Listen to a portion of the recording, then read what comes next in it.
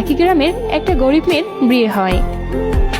ছেলেটার বয়স 21 বছরের মতো, আর মেয়েটার তখন 16 বছর। বিয়ের পর ছেলেটা মেয়েটিকে বললেন, তোমার কি কোনো ইচ্ছে আছে? মেয়েটা বলল, আমার ইঞ্জিনিয়ার হওয়ার বড় আশা ছিল। এরপর ছেলেটা মেয়েটাকে নিয়ে ঢাকায় চলে আসে। মেয়েটিকে ভার্সিটিতে ভর্তি করে পড়ালেখা করায়। ছেলেটা ভোর 4টা থেকে রাত 9টা পর্যন্ত পরিশ্রম করে মেয়েটার পড়ালেখার খরচ আর সংসার খরচ চালায়। অনেকদিন হওয়ার পর তাদের মধ্যে কোনো স্বামী স্ত্রীর শারীরিক সম্পর্ক হয় না। মেয়েটার বন্ধু বান্ধব প্রশ্ন করে ছেলেটাকে।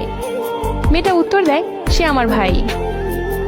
ছেলেটা এখনো রিক্সা চালায়, কখনো দিনমজুরি করে, কখনো ইটভাটার কাজ করে, আবার কখনো কুলির কাজ করে। এভাবে মেয়েটার জন্য, নিজের কথা না ভেবে তার জন্য টাকা রোজগার করে মেয়েটাকে ইঞ্জিনিয়ার বানানোর জন্য। হঠাৎ পরীক্ষা চলে আসলো। মেয়েটা ও ছেলেটার কারো চোখে ঘুম নেই। ছেলেটা রাত দিন মিলে 20 ঘন্টা কাজকর্ম করে, বাকি 4 ঘন্টা সংসারের সব রান্নাবান্না থেকে শুরু করে সব কাজ করে।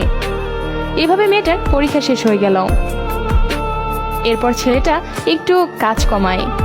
পরীক্ষার ফলাফল মেয়েটায় পাশ করলো,